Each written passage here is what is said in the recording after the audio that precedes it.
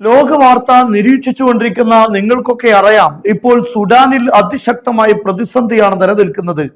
UN കണക്ക് പ്രകാരം 13 million ആളുകളെങ്കിലും ഇപ്പോൾ അഭയാർത്ഥികളായി കഴിയേണ്ട സാഹചര്യം ഉണ്ടായിട്ടുണ്ട്. നമുക്കറിയാം, വർഷങ്ങളായി സുഡാനിൽ വലിയ പ്രതിസന്ധി നേരിടുന്നത് ഹമീത്തി എന്ന് അറിയപ്പെടുന്ന ഒരു വ്യക്തിയുടെ നേതൃത്വത്തിലുള്ള സായുധ സംഘമാണ് അവിടെ പ്രതിസന്ധി ഉണ്ടാക്കുന്നത്. യഥാർത്ഥത്തിൽ സുഡാനിലെ സർക്കാരിനോട് ചേർന്ന് പ്രവർത്തിക്കുന്ന ഒരു പ്രൈവറ്റ് സൈനിക സംവിധാനമായിരുന്നു ഇത് എങ്കിലും പിന്നീട് സൈനികമായി ഭരണം പിടിക്കാനുള്ള നീക്കം നടത്തിയതോടുകൂടെയാണ് ദിഗ്ലിയുടെ നേതൃത്വത്തിലുള്ള സുഡാൻ സൈന്യവും അതേസമയത്ത് ഹമീത്തിയുടെ നേതൃത്വത്തിലുള്ള സൈന്യവും തമ്മിൽ ശക്തമായ കൊമ്പുകോർക്കലുകളിലേക്കും ഏറ്റുമുട്ടലുകളിലേക്കും എത്തിയിട്ടുള്ളത്. എന്നാൽ ഇതുവരെ കാര്യമായി ഒരു സ്റ്റേറ്റും പിടിച്ചടക്കാൻ ഹമീത്തിയുടെ നേതൃത്വത്തിലുള്ള ഈ തീവ്ര വിഭാഗത്തിന് സാധിച്ചിരുന്നില്ല. എന്നാൽ ഇപ്പോൾ ദാർഫൂർ എന്നറിയപ്പെടുന്ന സുഡാന്റെ പ്രധാനപ്പെട്ട ഒരു സ്റ്റേറ്റ് ആണ്. അതിന്റെ അൽ ഫാഷിർ എന്നറിയപ്പെടുന്ന ഭാഗം, ഈ ഭാഗത്തുള്ള ഭരണം, അതായത് ഈ ദാർഫൂറിന്റെ ഏറ്റവും അവസാനത്തെ ഒരു കേന്ദ്രമായിരുന്നു അൽ ഫാഷിർ. ഇതും കൂടെ പിടിച്ചടക്കിയതോടുകൂടെ ഈ സ്റ്റേറ്റിന്റെ അധികാരം ഹമീത്തിയുടെ കീഴിൽ വന്നിരിക്കുകയാണ്. പക്ഷേ ഈ ഫാഷിർ കീഴടക്കുന്ന ഈ ഘട്ടത്തിൽ നമുക്കറിയാം, വർഷങ്ങളായി സുഡാനിലുള്ള ആളുകൾ വലിയ പ്രതിസന്ധിയിലാണ്. എന്നാൽ അൽ ഫാഷിർ കീഴടക്കുന്ന ഘട്ടത്തിൽ അവിടെയുള്ള സാധാരണക്കാരായ ആളുകൾ 72 മണിക്കൂറിനിടയിൽ 2000-ലധികം ആളുകളെയാണ് കൊലപ്പെടുത്തിയിട്ടുള്ളത്. അതിശക്തമായ വംശഹത്യയാണ് ഈ അൽ ഫാഷിറിൽ നടന്നിരിക്കുന്നത്. പക്ഷെ ഏറ്റവും വിചിത്രമായ കാര്യം, സുഡാനിന്റെ UN പ്രതിനിധി കഴിഞ്ഞ ദിവസം ഇമാറാത്തിനെ അതിശക്തമായ വിമർശനം നടത്തിയിട്ടുണ്ട്. കാരണം ഹമീത്തിക്ക് എല്ലാ സൗകര്യങ്ങളും ആയുധങ്ങളും നൽകുന്നത് UAE ആണ് എന്നുള്ള ആരോപണമാണ് ഉന്നയിച്ചിട്ടുള്ളത്. ഇത് കുറെ കാലമായി ഈ ആരോപണം നിലനിൽക്കുന്നുണ്ട്. സുഡാനികൾ നിരന്തരമായി പറഞ്ഞുകൊണ്ടിരിക്കുന്നു. ഇപ്പോൾ UN-ൽ ശക്തമായി UAE-ക്കെതിരെ ഈ ഒരു കാര്യം സുഡാന്റെ വക്താവ് എടുത്തു വച്ചിരിക്കുകയാണ്. മാത്രമല്ല, ഈ ഒരു പ്രതിസന്ധി, അതായത് ഹമീത്തിയുടെ നേതൃത്വത്തിലുള്ള സംഘം സുഡാൻ ഔദ്യോഗിക വിഭാഗത്തിനെതിരെ തിരിഞ്ഞതിന് പിന്നിൽ ഇസ്രയേലിന്റെ ഗ്രേറ്റ് ഇസ്രായേൽ പദ്ധതിയാണ് എന്നുള്ള ആരോപണങ്ങളും നിലനിൽക്കുകയാണ്. നമുക്കറിയാം, ഈ ഇസ്രയേലിന്റെ ഗ്രേറ്റ് ഇസ്രായേൽ എന്ന ഒരു പദ്ധതി അവരുടെ അങ്ങനെയുള്ള ഒരു സ്വപ്നമാണ് ലോകത്തെ പ്രതിസന്ധിക്കു എല്ലാത്തിന്റെയും കാരണം. സിറിയയിലാണെങ്കിലും അത് ഇറാഖിലാണെങ്കിലും അങ്ങനെ തുടങ്ങി ലോകത്തിന്റെ ഏതൊക്കെ ഭാഗത്തും, പ്രത്യേകിച്ച് മിഡിൽ ഈസ്റ്റിലും ആഫ്രിക്കയിലും നടക്കുന്ന പ്രതിസന്ധിയുടെ മുഴുവൻ കാരണം ഈ ഒരു ഗ്രേറ്റ് ഇസ്രായേൽ സ്ഥാപിക്കാൻ വേണ്ടിയുള്ള ഇസ്രായേലിന്റെ ശ്രമങ്ങളാണ്. എന്തുകൊണ്ടാണ് ഞാൻ അങ്ങനെ പറയുന്നത്? സിറിയയിലും ഇറാഖിലും ഉണ്ടായിരുന്ന IS എന്നറിയപ്പെടുന്ന തീവ്രവാദി വിഭാഗം നമ്മളെല്ലാവരും വായിക്കുകയും മനസ്സിലാക്കുകയും ചെയ്തതാണ്. പക്ഷെ ഈ IS-നെ നിർമ്മിച്ചത് ആരാണ് എന്ന ചോദ്യത്തിന് ഒരേ ഒരു മറുപടി ഉള്ളൂ. അതൊരു മുസ്ലിം രാഷ്ട്രമല്ല, ഒരു മുസ്ലിം സംവിധാനമല്ല. ആ IS-നെ സൃഷ്ടിച്ചിരിക്കുന്നത് സാക്ഷാൽ അമേരിക്കയാണ്, CIA-യും അതുപോലെ തന്നെ യൂറോപ്യൻ രാഷ്ട്രങ്ങളും ഒക്കെയാണ് എന്ന് നമ്മൾ ആരും പറയുകയല്ല. ഏതെങ്കിലും ഒരു അറബ് രാഷ്ട്രം ആരോപിക്കുകയല്ല. സാക്ഷാൽ ഇപ്പോഴത്തെ അമേരിക്കയുടെ പ്രസിഡന്റ് ഡൊണാൾഡ് ട്രംപ് ആണ് പറയുന്നത്. ഒബാമയും ഹിലാരിയുമാണ് IS-നെ ഉണ്ടാക്കിയത്. അതുപോലെ അൽ ഖായിദയും ഉണ്ടാക്കിയത് ഇതേ രൂപത്തിലാണെന്ന് അമേരിക്കയിലെ ധാരാളം പഠനങ്ങളും റിപ്പോർട്ടുകളും ഒക്കെ സൂചിപ്പിക്കുകയാണ്. എന്ന് പറഞ്ഞാൽ ഈ ഭാഗങ്ങളിലെല്ലാം അസ്ഥിരപ്പെടുത്തുക, ഗവൺമെന്റുകളെ തകർക്കുക എന്ന വലിയ ലക്ഷ്യമാണ് ഗ്രേറ്റ് ഇസ്രായേലിന് പിന്നിലുള്ളത്.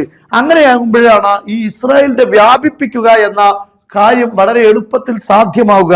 കാരണം നേരെ യുദ്ധം ചെയ്ത് മറ്റൊരു രാഷ്ട്രം സമാധാനത്തോടെ നിൽക്കുന്ന രാഷ്ട്രത്തിൽ എന്തെങ്കിലും പറഞ്ഞ് യുദ്ധത്തിന്റെ പേര് കയറി വന്നാൽ UN-ഉം ലോകരാഷ്ട്രങ്ങളും വെറുതെ ഇരിക്കുകയില്ല. അതുകൊണ്ട് ഈ രാഷ്ട്രങ്ങളിൽ നമുക്കറിയാം, സിറിയയിൽ ഒരു കാരണവുമില്ലാതെ ഇസ്രായേൽ ധാരാളം വ്യോമാക്രമണങ്ങൾ നടത്തി.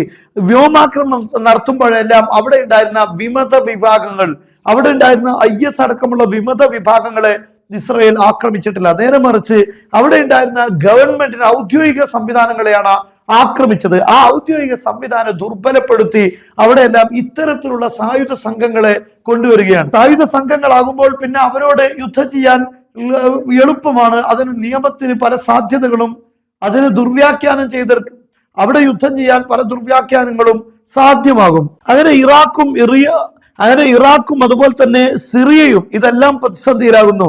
അതുപോലെ തന്നെ നമുക്കറിയാം, ലിബിയ കുറച്ച് ഗദ്ദാഫിയുടെ കീഴിൽ കുറച്ച് കെട്ടുറപ്പുള്ള രാഷ്ട്രമായിരുന്നു. അതുകൊണ്ട് തന്നെ ആ സംവിധാനത്തിന് പിന്നിൽ ആഫ്രിക്കൻ രാഷ്ട്രങ്ങളിലൊക്കെ ഏകദേശം മുസ്ലിം രാഷ്ട്രങ്ങളൊക്കെ അതിന് പിന്നിൽ വരാനുള്ള സാഹചര്യം നിലനിൽക്കുന്നത് കൊണ്ട് തന്നെ ലിബിയെ അസ്ഥിരപ്പെടുത്തിയെന്ന് മാത്രമല്ല ഭരണകൂടത്തെ തകർത്തു, ഗദ്ദാഫിയെ കൊന്നുകളഞ്ഞു. അതേപോലെ തന്നെയാണ് ഇറാഖിൽ നമുക്കറിയാം സദ്ദാമിനെ വധിച്ചത്. സദ്ദാമിന്റെ രണ്ടാമത്തെ അമേരിക്കയുടെ നീക്കം അകാരണമായിരുന്നു എന്ന് നമുക്ക് കൃത്യമായി അറിയാം.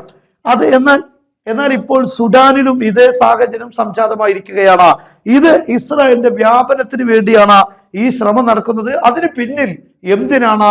ഈ മുസ്ലിം രാഷ്ട്രങ്ങളിൽപ്പെട്ട ചില രാഷ്ട്രങ്ങളെങ്കിലും ഈ വിഭാഗത്തിന് സഹായം നൽകുന്നത്. മാത്രമല്ല, ഇത് ഈജിപ്തിനെ സംബന്ധിച്ചിടത്തോളം തുർക്കിയും അതിശക്തമായ രൂപത്തിൽ ഈ വിഷയത്തിൽ ഇടപെടുന്നു. ഈ വിഭാഗത്തെ, ഹമീറ്റിയുടെ നേതൃത്വത്തിലുള്ള വിഭാഗത്തെ പരാജയപ്പെടുത്താൻ വേണ്ടി അവർ ആയുധങ്ങളും സംവിധാനങ്ങളും സുഡാൻ ഔദ്യോഗിക വിഭാഗത്തിന് നൽകുമെന്ന് ഇപ്പോൾ അറിയിച്ചിരിക്കുകയാണ്. എന്നാൽ ഇവിടെ സുഡാനിൽ ഇങ്ങനെ ഒരു സംഭവം ഉണ്ടാകുന്നതോടുകൂടെ ലിബിയ അസ്ഥിരപ്പെട്ടിരിക്കുകയാണ്. അതുപോലെ സുഡാനും അതേ രീതിയിലേക്ക് കടന്നു വരുന്നതോടുകൂടെ ഈജിപ്തിന്റെ കാര്യം കട്ടപ്പുകയാണ്. ഇത്തരത്തിലുള്ള വിഭാഗങ്ങളാൽ, അതായത് അമേരിക്കയുടെയും ഇസ്രയേലിനും ഒക്കെ സ്വാധീനങ്ങൾ, അവരുടെയൊക്കെ ആയുധങ്ങൾ വാങ്ങാൻ ഇഷ്ടം പോലെ തീവ്രവാദികളെ സൃഷ്ടിച്ചെടുത്ത് ഈ ഈജിപ്തിന്റെ ചുറ്റും നിലനിർത്തുമ്പോൾ നാളെ ഈജിപ്തിന്റെ ഭാവി കട്ടപ്പുകയാണ്. അതോടുകൂടെ ഇസ്രയേലിന്റെ വ്യാപനം വളരെ സിമ്പിളാകും. പിന്നെ ഇറാഖും സിറിയയും അതുപോലെ തന്നെ ലെബനാൻ, ഇതെല്ലാം വളരെ സിമ്പിളായി സാധിപ്പിച്ചെടുക്കാനുള്ള സാഹചര്യം ഒരു പരിധി വരെ ഇവിടെ ഉണ്ടാക്കിയെടുത്തിട്ടുണ്ട്.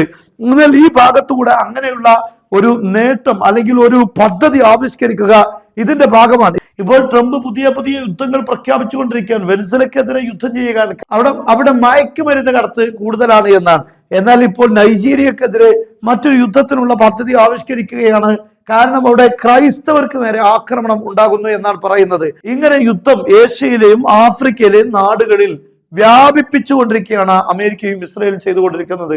അതിന് മയക്കുമരുന്ന് കാരണങ്ങളാകാം, ആണവായുധത്തിന്റെ കാരണങ്ങളാകാം. ഒരു ഭാഗത്ത് ആണവായുധം ഉണ്ടാക്കുന്നു എന്ന പേരിൽ ഇറാനെ ആക്രമിക്കുമ്പോൾ അതേ സമയത്ത് മയക്കുമരുന്ന് ഉണ്ടാക്കുന്നു എന്നതിന്റെ പേരിൽ വെനിസ്വലയെ ആക്രമിക്കുന്നു. ഇങ്ങനെ വ്യത്യസ്ത കാരണങ്ങൾ കണ്ടെത്തി ഓരോ രാഷ്ട്രങ്ങളെയും ആക്രമിച്ച് ആ രാഷ്ട്രങ്ങളിലുള്ള സംവിധാനങ്ങൾ, ഭരണ സംവിധാനങ്ങളെ തകർത്തെറിയുക, അവിടെയെല്ലാം അസ്ഥിരപ്പെടുത്തുക എന്ന ലക്ഷ്യത്തോടെയാണ് യഥാർത്ഥത്തിൽ ഈ നീക്കങ്ങളെല്ലാം നടത്തിക്കൊണ്ടിരിക്കുന്നത്. ഇതിന്റെ പ്രധാനപ്പെട്ട അല്ലെങ്കിൽ പ്രധാനപ്പെട്ട കാരണം ഗ്രേറ്റ് ഇസ്രായേൽ എന്ന പദ്ധതിയാണ്. ലോകത്ത് ഇന്ന് കാണുന്ന അസമാധാനത്തിന്റെ എല്ലാത്തിന്റെയും അച്ചുതണ്ട് ഈ ഗ്രേറ്റ് ഇസ്രായേൽ എന്ന് പറയുന്ന സയനിസ്റ്റ് പദ്ധതിയാണ് എന്ന് നമുക്ക് വ്യക്തമായി മനസ്സിലാക്കാൻ സാധിക്കും.